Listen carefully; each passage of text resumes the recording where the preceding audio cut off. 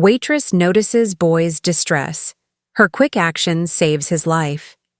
It was a quiet Tuesday morning, the kind where the sun felt lazy and the diner's coffee machine hummed louder than the chatter inside.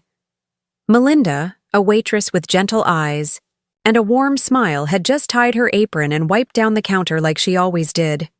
She had worked at the Sunrise Diner for years and could almost predict who'd walk in by the sound of the bell above the door. That morning, when the bell rang, something shifted.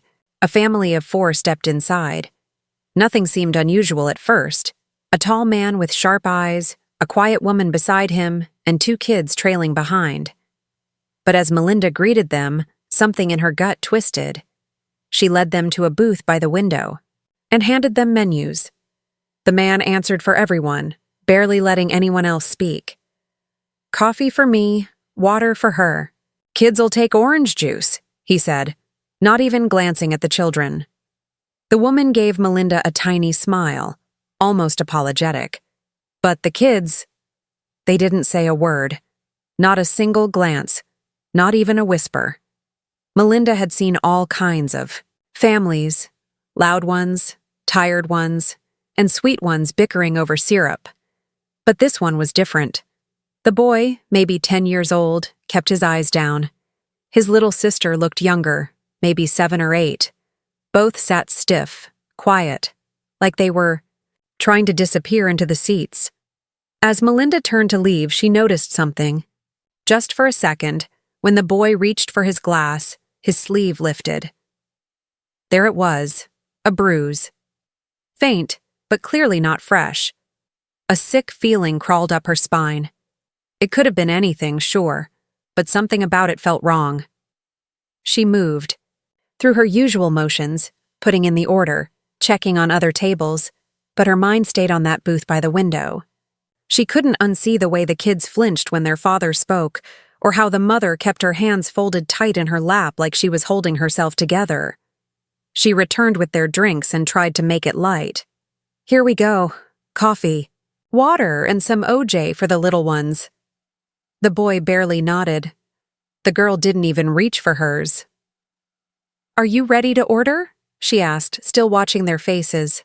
"Steak and eggs, veggie omelet for her. Kids'll have pancakes," the man said again, sharp and fast. "Nothing else. That's it." Melinda gave a polite nod and scribbled down the order, her fingers trembling slightly. She paused. "Would the kids like some fruit or hash browns? On the side? We've got fresh strawberries today." "No," the man snapped. "Just pancakes. That's what I said." Melinda nodded quickly and turned away, her heart beating faster now. It wasn't just the bruise. It was the silence, the tension. The way the girl pressed herself into the corner of the booth, hiding behind her mother's shoulder. The way the boy barely blinked, his hands clenched in his lap like he was afraid to move. Back in the kitchen, she leaned on the counter and took a deep breath. Maybe she was overthinking. Maybe they were just having a rough morning. But something in her heart told her, no, something's wrong. She needed a way to reach them, to find out more without making a scene. Then she remembered the stack of placemats they kept in the back, the ones with coloring pages and puzzles. She grabbed 2 and added a handful of crayons. It wasn't much, but maybe it would help. As she returned to the table, she smiled. Thought the kids might like these while they wait. "We've got a fun maze and a word search on the back." The father looked annoyed but didn't say no. The boy slowly reached for a crayon. Melinda took a chance. As she leaned in to point at the word search, she slipped a tiny folded note under the boy's placemat. It said only 2 words. "Need help?" She stood back up and gave a calm smile. "Let me know if you need anything else." Then she walked away, her heart racing. From across the diner, she glanced back at the table. The boy had noticed the note. He hesitated, eyes darting toward his father. Then, just for a second, his eyes met Melinda's. In that glance, she saw something she would never forget. Fear, pain, but also hope. And then, almost too small to see, he gave a tiny nod. Melinda turned and hurried into the kitchen. Her hands were shaking now. She didn't care if she was wrong. She had to act. She pulled out her phone, dialed 911, and whispered into the receiver, "I think there's a child in trouble." And just like that, a simple breakfast shift turned into something much bigger. Melinda ended the 911 call with a whisper and tucked her phone into her apron pocket. Her fingers were trembling. The operator had assured her that officers were on the way, but they needed her to keep the family at the table until help arrived. 10 minutes. Just 10 minutes. But every second already felt like forever. She peeked through the order window and watched the booth. Brad, the father, sat stiffly with his arms crossed. The mother, Janelle, she'd heard him say, held her glass with both hands, staring into it like it might swallow her whole. The little girl was quietly pushing her placemat toward the edge of the table, her crayon resting untouched. But it was the boy, Isaiah, who Melinda kept her eyes on. He hadn't spoken. Not once. But that nod. It said more than words ever could. Melinda took a breath, pulled herself together, and grabbed a tray with fresh glasses of water, an excuse to return to the table. As she approached, she forced a smile, the kind that came from deep nerves but had to look effortless. "Thought you might, like a refill," she said softly, placing a glass in front of each person. "The kitchen's a little backed up, but your food's coming soon, I promise." Brad narrowed his eyes, glancing at his watch with a frustrated sigh. "It's been over 20 minutes. This is ridiculous." Melinda nodded. "I completely understand. I'll double-check with the chef." But she didn't move right away. Instead, she gently turned to Isaiah. "You doing okay, kiddo? You like pancakes?" Isaiah didn't look up, but he gave the slightest shrug. Melinda saw him reach under the placemat, fingers brushing the note she had slipped there earlier. Brad cleared his throat loudly, and Melinda stepped back. "Sorry," she murmured, and walked away. In the kitchen, she leaned against the sink and closed her eyes. Her stomach was in knots. This wasn't a situation she was trained for. She was a waitress. She poured coffee, cleared dishes, cracked jokes with regulars. Not this. But then she remembered the look in Isaiah's eyes, and the bruises, and how the little girl flinched every time her father spoke. This wasn't about training. It was about doing the right thing. She grabbed 2 sundae cups and filled them halfway with whipped cream. Another excuse. Maybe it would buy her another minute or two. Back at the table, she placed them gently in front of the kids. "These are on the house," she said, keeping her voice light. "We just started a make-your-own Sunday station for kids." "Thought you might like a sneak peek," Brad scowled. "They don't need sugar. Just bring the food." Melinda didn't argue. "Of course," she said, and turned away. But not before catching a glimpse of Isaiah, who had finally unfolded the note. His hands were shaking, but his eyes met hers again, and this time there was something else there. Relief. She stepped into the hallway by the back office, far from the dining room, and checked her watch. Only 4 minutes had passed since the call. 6 more to go. She didn't want to overdo it, but she knew Brad was losing patience. She couldn't risk him getting up and leaving before the officers arrived. Then she had an idea. She returned to the front counter and picked up the cordless house phone. It wasn't connected to an outside line anymore. It was mostly used for internal calls, but it could still be part of a distraction. She carried it back to their booth with purpose. "Sorry again," she said, standing just beside their table. "I need to confirm your order with the kitchen. Our system glitched, and I want to be sure it prints right." Brad groaned. "Unbelievable!" Melinda pretended to press buttons on the phone. "Steak and eggs, medium rare, veggie omelet. 2 pancakes, no sides, right?" Brad nodded sharply. Isaiah peeked up again. Melinda caught his eye and mouthed the words, "It's okay." Then, out of the corner of her eye, she saw it. The bell above the diner's door swung gently as two men walked in. They were dressed casually, jeans, jackets, but their posture, the way their eyes scanned the room, told her everything. They weren't just customers. They were here. Melinda's heart pounded. She made her way back behind the counter and gave the smallest nod in their direction. One of the men nodded back.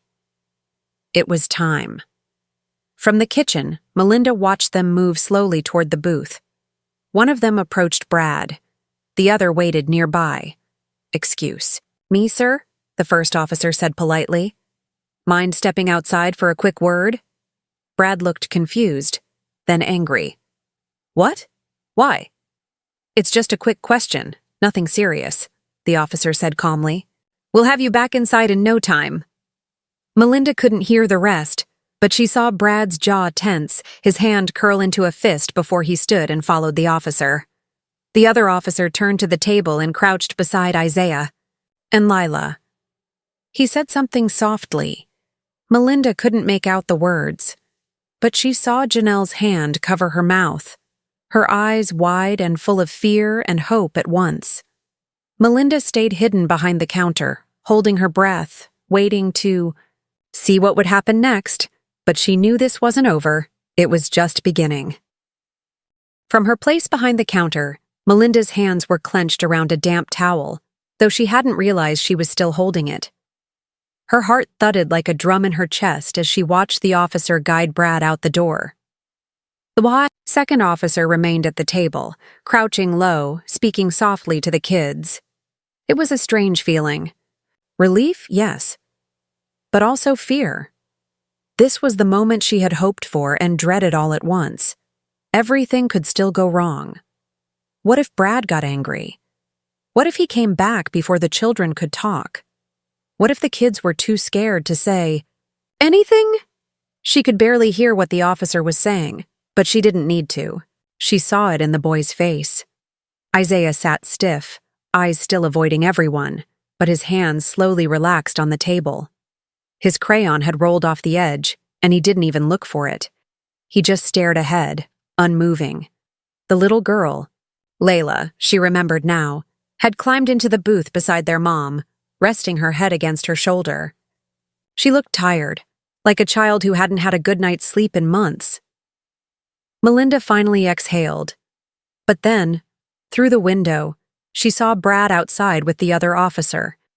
His body language had changed. His arms were flailing. His voice, even though the door muffled it, could be heard rising in pitch. He was angry. Melinda stepped back, ready to duck into the kitchen if needed. But the officer stayed calm, standing firm, gently guiding Brad farther from the door. She hoped it would be enough.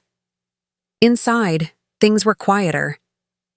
The officer at the table turned toward Janelle. He said something, then gently placed a hand over his badge to show it, maybe to reassure her that she was safe. That seemed to break something in her. Janelle's face crumpled. Her hand flew to her mouth as her eyes filled with tears. She nodded, slowly, then started talking, quietly at first, then more clearly. Melinda couldn't hear the words, but she saw the emotion behind them. Guilt, pain, fear, and finally, surrender. Like someone too tired to keep carrying a secret, Isaiah finally moved. He looked up at the officer, and then he spoke. Melinda strained to hear, but all she caught was the boy's voice, soft, raspy, barely there. His words came slow, like it hurt to say them out loud. The officer listened carefully, not writing anything down, just staying eye level and letting the boy speak. Then the girl added something. She didn't speak much, just a few short words, then buried her face in her mother's shirt again. Melinda felt a tightness in her throat. She had no idea what had been said, but she didn't need the exact words. The truth, whatever it was, had just come out. She turned quickly, wiping at her eyes before any of the customers noticed. One of the regulars at the counter, an older man named Dale, looked up from his coffee and asked softly, "Everything all right, Mel?" She forced a smile and nodded. Just a tough morning. He didn't press. Dale was the quiet type. He gave her a soft, and returned to his crossword puzzle. Then, just as she was about to return to the kitchen, the door flew open. Brad was back. His face was red, his voice loud. "What the hell is going on in here?" he shouted, making every head in the diner turn. Melinda's stomach dropped. Brad's eyes scanned the room and landed on the booth. Janelle had stood up, shielding the kids behind her. The officer inside moved quickly, stepping between them. "Sir, you need to stay outside," the officer said, calm but firm. Brad's voice rose again. "What have you been saying to them? What lies did you tell? They're making stuff up. This is insane." The tension snapped like a rubber band. Melinda saw it, not in the yelling, but in the quiet. Isaiah's face went pale. The little girl started to cry. Janelle didn't move from in front of them. And in that moment, Melinda saw exactly what they had been living with. The fear. The silence, the constant invisible storm. The officer near the table raised a hand. "Sir, please step outside." "I'm not leaving my family in here with you," Brad snarled. Then, just behind him, the second officer entered. His expression was different now. No more pretending to be calm. His tone had changed. "That's enough," he said. In seconds, both officers moved forward. Brad shouted, tried to pull away, but it was too late. They had him by the arms. He twisted and yelled, calling out, "This is a mistake! That waitress is lying! You'll hear from my lawyer!" But no one said a word. Not Melinda, not the customers, not the family. As the officers handcuffed Brad and read him his rights, the entire diner sat in stunned silence. Finally, as they pushed the door open and walked Brad out, Melinda heard it. Tiny voice, Isaiah's voice, rose from the booth. "He's lying." Melinda looked over. Isaiah was sitting up now. His voice was stronger this time, even as tears ran down his cheeks. "He's lying," the boy repeated. "She didn't lie. She helped us." Janelle wrapped her arms around him, nodding as more tears fell. The officer turned to Melinda, a flicker of emotion behind his calm expression. "Are you the one who called us?" Melinda nodded, unable to speak. She wiped her hands on her apron and managed a whisper. "Yeah, that was me." The officer gave a nod. "Thank you. You did the right thing." And just like that, everything was still again. But something inside Melinda knew.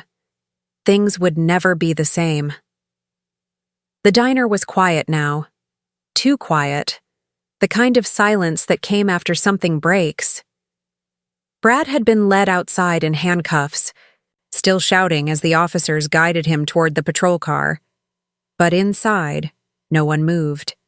Every customer had gone still, coffee cups half raised, forks paused midair. Even the kitchen noise had gone silent. At the booth by the window, Janelle held her two children close. She was trembling, though she tried to hide it. Her arms wrapped tightly around Isaiah and Layla, like she could protect them just by holding them still. Melinda finally stepped out from behind the counter. She moved slowly, as if one wrong move might shatter what was left of the moment. She didn't speak at first, just walked to their table with soft, careful steps and crouched down so she was level with the kids. "Hey," she said gently. "Are you all right? Do you need anything?" Isaiah didn't answer, but he looked at her, and for the first time since he walked through the door that morning, there was something different in his eyes. They were still full of fear, but also something else. Trust. Layla clung to her mom's sleeve, peeking out just enough to nod, her thumb still in her mouth. Her little face looked so tired, so overwhelmed, that Melinda had to fight the lump rising in her throat. Janelle blinked up, at her face streaked with silent tears. I don't know what to say."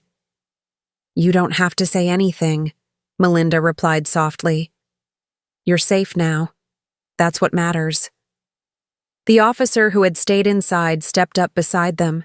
He spoke gently, his voice low but clear.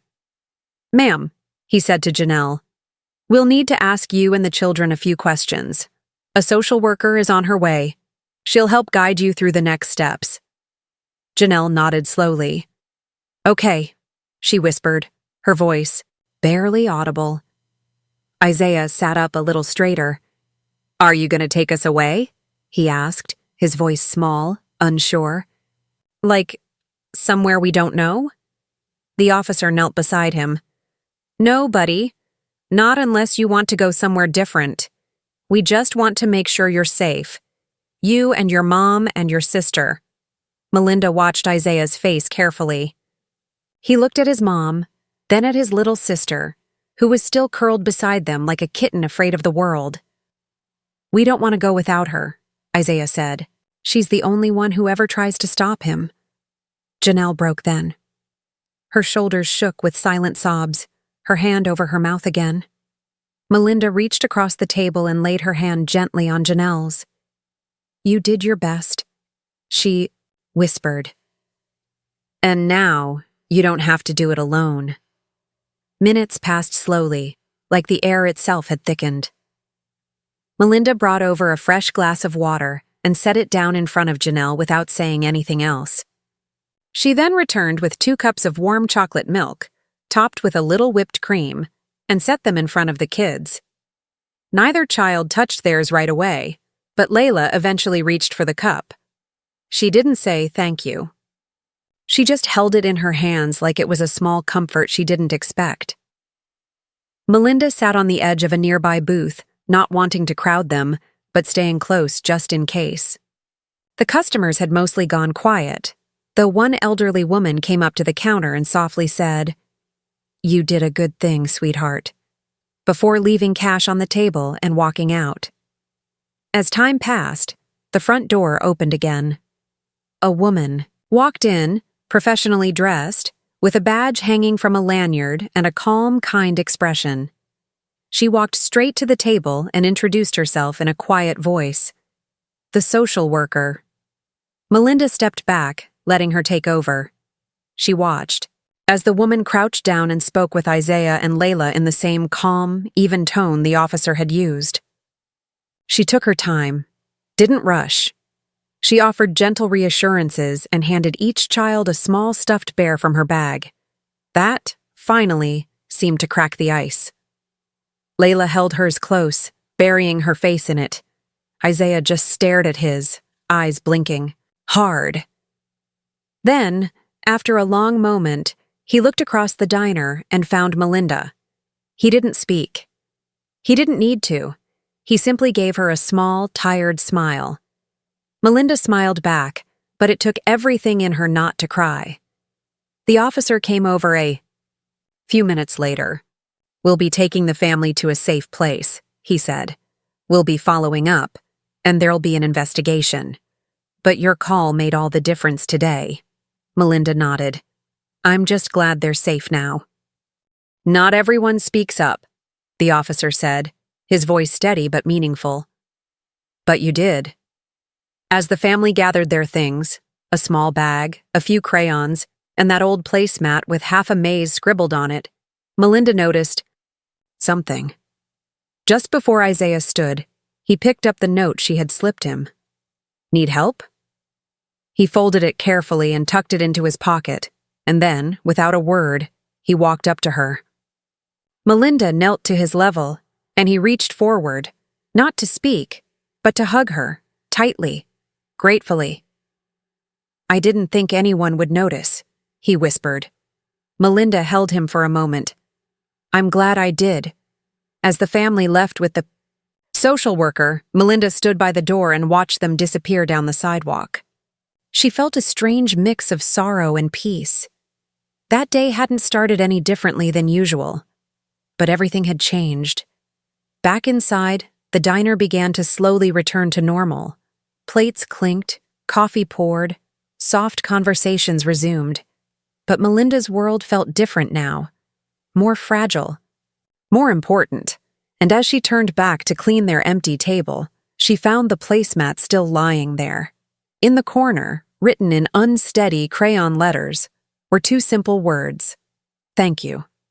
Melinda picked it up gently and tucked it into her apron pocket, a quiet reminder of the lives you can touch when you simply choose to see. That afternoon, the air in the diner felt different. The light through the windows was the same. The scent of coffee, bacon, and syrup still hung in the air. But everything had shifted. People kept glancing toward the booth where Isaiah and his family had sat, even though it was now empty. As if the moment still lingered in the cushions, in the crayons on the floor, in the silence that had followed Brad's outburst. Melinda had returned to her duties, wiping tables, pouring coffee, checking on orders, but something inside her hadn't quite returned with her.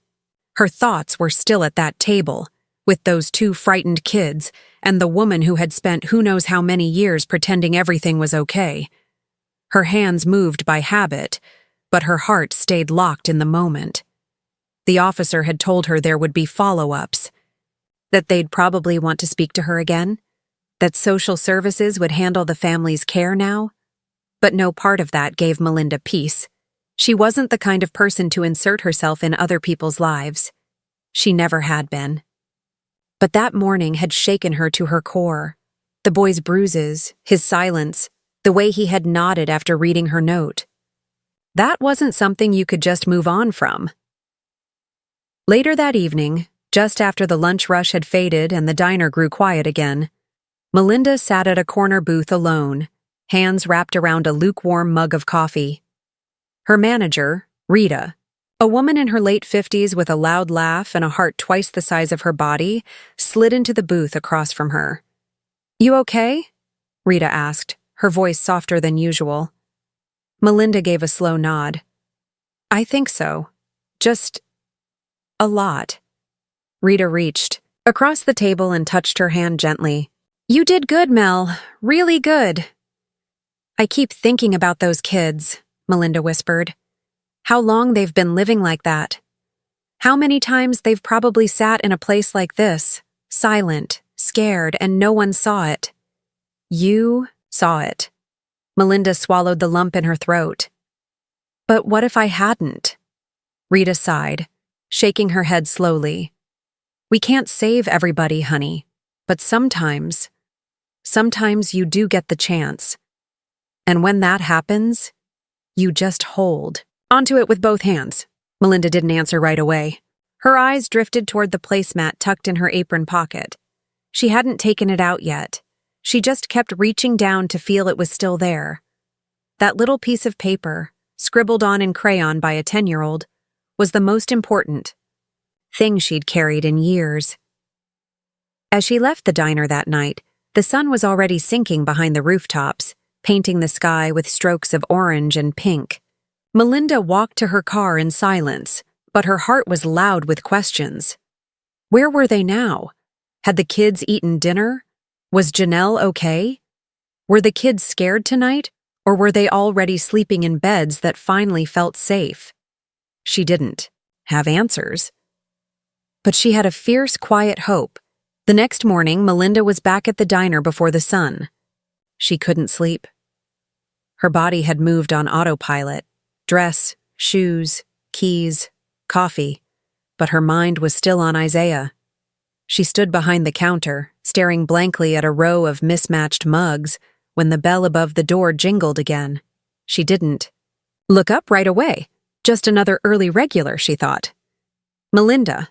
She turned and froze. It was Janelle.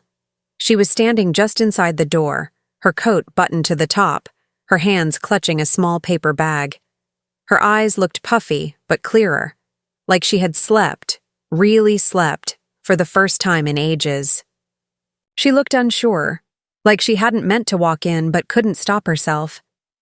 "I hope it's okay I came," Janelle said quietly. Melinda stepped around the counter and nodded. "Of course it's okay." Janelle gave a soft, almost shy smile. The kids are safe. We stayed at my sister's last night. They're asleep right now. I couldn't rest until I said thank you. You don't have to. I do, Janelle interrupted, her voice trembling. I really do. You noticed. No one else ever did. Not the teachers, not the neighbors, not even my own parents. Melinda was silent, but her chest ached hearing it. I wanted to leave, Janelle said, so many times. But I didn't have money or courage. I thought maybe if I just kept quiet, he'd stop. I didn't know what else to do. You protected them, Melinda said softly. Janelle shook her head. Not enough. Melinda stepped closer. You're here. They're safe. That's enough. There was a long pause between them, the kind where something deeper than words is exchanged. Then Janelle reached into her bag and pulled out a folded piece of paper. It's Isaiah, she said. He wrote this last night. He asked me to give it to you. Melinda hesitated, then gently took the note and unfolded it. It was short, in big, uneven letters. Thank you for saving us. I feel brave now. I want to be like you. Melinda didn't realize she was crying until a tear dropped onto the paper. Janelle reached out and took her hand. I don't know what's next. For me. For them. But for the first time, I think we'll be okay. Melinda squeezed her hand back. You will be. They stood there for a moment, hand in hand, not needing to say anything else. Eventually, Janelle smiled again, this time a little wider, and turned to go. As the door jingled behind her, Melinda looked down at the note again, and she knew. This wasn't the end of the story. This was just the beginning. Weeks had passed since that morning at the diner, the day Melinda made a choice to do something most people would have overlooked. She still thought about it all the time, the silence, the bruise, the crayon note, Isaiah's eyes, the small, frightened nod that changed everything. It was all still fresh in her memory, but something else had started to grow inside her since then. Something quieter, bigger, a seed of purpose she hadn't expected. Melinda never saw herself as a hero. She wasn't the kind of person who made speeches or got involved in other people's family problems. She poured coffee. She refilled ketchup bottles. She listened when customers needed someone to talk to. But she always stayed in the background. But now, things felt different. One rainy Thursday, Melinda was stacking plates in the back kitchen when Rita poked her head in. Hey, someone's here for you. Melinda wiped her hands and walked out to the front, expecting maybe one of the officers or someone returning a forgotten wallet. Instead, she saw Janelle, but this time, she wasn't alone. Isaiah and Layla stood beside her, each holding a small bag of crayons and puzzles, the kind Melinda used to leave at their table. They looked nervous, but they also looked brighter. Isaiah had his hair trimmed. Layla wore a soft yellow sweater and clutched a tiny stuffed bear. Hi, Janelle said gently. I hope it's okay. The kids wanted to see you. Melinda smiled, already feeling her throat tighten. It's more than okay. The children hesitated, then walked toward her. Isaiah reached into his pocket and pulled out a small folded piece of paper. I made this, he said quietly. It was a simple drawing, 2 stick figures, one labeled me, the other you. Between them, a note in block letters said, You didn't walk past me. Thank you. Melinda crouched down to eye level with him, her heart full and breaking all at once. I'll keep this forever, she said. I mean that. Layla climbed up on the nearest stool and swung her feet. Mom says we get to start new things. Now? We don't have to pretend anymore. Janelle smiled, tired but proud. They're in therapy. I'm in therapy. We're staying with my sister until we can get our own place. It's not easy, but it's peaceful. I forgot what peace feels like. Melinda poured them hot chocolate and sat across the booth while the kids giggled over marshmallows. They looked like kids again. Just kids. Not shadows of themselves, not hushed, not shrinking. Then Janelle leaned forward, her expression serious. "Melinda, I've been thinking." Melinda nodded, sensing this wasn't small talk. "I want to help other women, other moms, the ones who are still stuck like I was. I keep thinking, how many of them are waiting for someone to notice, like you did? And I don't want to wait for someone else to help. I want to do something." Melinda blinked, surprised. "What kind of something?" "I don't know," Janelle said honestly. "Support groups, maybe, information cards, a helpline, even just teaching people how to tell when something's wrong. So many people saw me with bruises or scared kids and said nothing. Maybe they didn't know how. Maybe they were scared too." Melinda felt something click into place. Janelle saw it too. "You feel it, don't you?" she asked. "Like maybe this whole thing wasn't just for us. Maybe it's supposed to go somewhere." Melinda nodded slowly. "I do. I've been thinking the same thing. I've been reading about signs of abuse. I've been talking to other waitresses at nearby diners. You'd be shocked how many of them have seen things but weren't sure what to do." Janelle smiled, her eyes shining. "Then let's do it. Let's make something. A place for people to come. A place where no one gets ignored." That night, after they left, Melinda stayed at the diner after closing. She pulled out a notebook and started writing ideas, names, words like silent help and we see you. She crossed them all out until she wrote 3 words and underlined them slowly. Silent no more. It felt right, not loud, not dramatic, just honest. In the days that followed, things moved quickly. Janelle and Melinda began organizing meetings at the local community center. They invited counselors, social workers, and even a few officers who had worked on their case. The first meeting had 4 women, then 12, then 20. Some came with kids, some came with black eyes. Some didn't speak at all, just listened. But the energy was the same. We are not alone anymore. Melinda kept working her shifts at the diner. But now she saw the whole place differently. She watched more closely, listened more carefully. She noticed the way one customer flinched when her partner raised his voice. She paid attention to the child who always seemed exhausted, the woman who never made eye contact, the teen who stared at her phone and never touched her food. She didn't assume. She didn't interfere recklessly. But she was present. She saw them.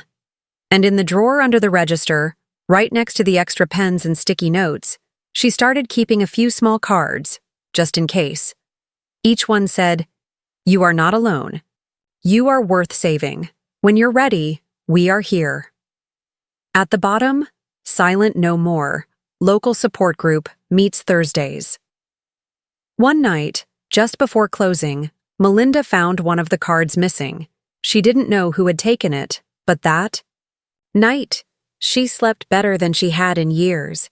Because someone out there, someone quiet, someone scared, had found something she hadn't expected. Hope. And maybe that was how healing began. A year had passed since that morning at the Sunrise Diner. The memory of it still sat with Melinda, not in a heavy way, but like something quietly sacred. The booth where Isaiah and Layla once sat with their mother was still there. Same spot, same sunlit corner. Sometimes she'd glance at it while wiping tables or refilling coffee, and her heart would swell.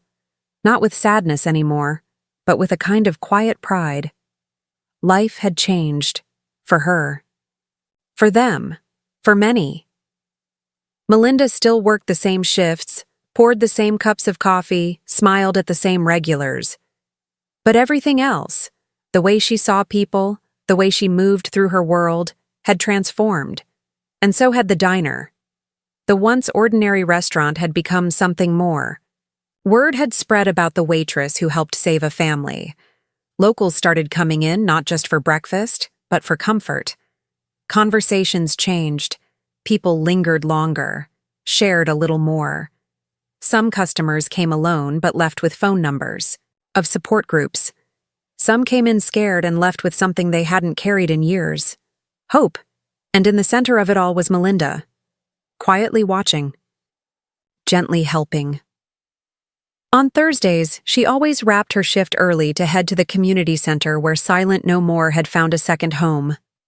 What began as an idea between her and Janelle was now a steady heartbeat in their small town. Support circles, educational workshops, private chats in folding chairs after meetings. Melinda wasn't a therapist, but she didn't need to be. She listened. She made space. She helped women, and sometimes men too, put language to pain that had been locked inside for years. Janelle was thriving. She had landed a part-time job at a local library and was studying to become a domestic violence advocate. Her smile came more freely now. Her shoulders didn't carry the same invisible weight. She spoke with a steadiness that made others lean in. And the kids? Isaiah had joined the school's art club. He loved drawing comics, little heroes that looked suspiciously like him. His teacher once told Melinda during a parent group meeting, "He's the kind of kid who watches out for others now. He knows when someone's sitting alone. He's got that heart." Layla had blossomed too. She liked to help set up chairs before group nights and bring coloring books for other kids who came. She never said much in the meetings, but her presence alone gave other children something powerful, someone to look at and say, "She got out. Maybe I can too." On the 1-year anniversary of that day, Melinda stood outside the diner early, in the morning, holding a small paper bag and looking up at the faded red awning. The sun was barely up, and the street was still half asleep. Inside the bag was the placemat, the same one Isaiah had drawn on. She had kept it all this time, folded, a little wrinkled but protected. She brought it out now and placed it gently on the booth table, right where he'd been sitting. Then she tucked a small note next to it, handwritten in simple ink. This is where change began. Not with a fight, not with a plan, but with noticing. That afternoon, the diner filled up more than usual. Janelle and the kids came by, so did Rita, a few officers, the social worker, a couple women from the support group, some of whom had been strangers just months ago but were now close as family. It wasn't a party, but it felt like one. Stories were shared, hugs passed around like salt shakers. Someone brought a cake that said, "To new beginnings." Near the end of the gathering, Isaiah stood beside Melinda at the counter, watching her pour coffee. "Do you ever think," he asked softly, "what would have happened if you hadn't written that note?" Melinda looked down at him. He was taller now, more sure of himself, but his eyes were still the same, deep and kind. "All the time," she said. He nodded, then pulled something from his jacket pocket. It was the note. "Need help?" The one she had given him. He had kept it. "I carry it in my backpack," he said, "so I don't forget that someone saw me." Melinda felt tears well in her eyes, but she kept smiling. "You helped yourself, Isaiah. You were the brave one." "Yeah," he said, "but I didn't know I could be. Not until you showed me." Later that night, after everyone had gone, Melinda stayed behind to close up. She moved through the diner slowly, turning off lights, straightening menus, refilling sugar. But when she got to the window booth, their booth, she stopped. She sat for a while, staring out at the quiet street, the warm glow of the sign reflecting in the glass. A year ago, it was just another day, another shift, another table. But now everything was different. That moment had started something. A family was free. A community was watching out for each other. A movement had been born, not out of loud speeches or dramatic headlines, but out of care. Quiet courage. One woman paying attention. As Melinda stood to leave, she glanced back at the table one last time. In her apron pocket, the folded placemat was still there, along with Isaiah's latest drawing. A diner window, a smiling waitress, and 3 words scribbled in bright red crayon. You saved us. And in that moment, Melinda knew she hadn't just saved a life, she had changed the story, for them, for others, and for herself.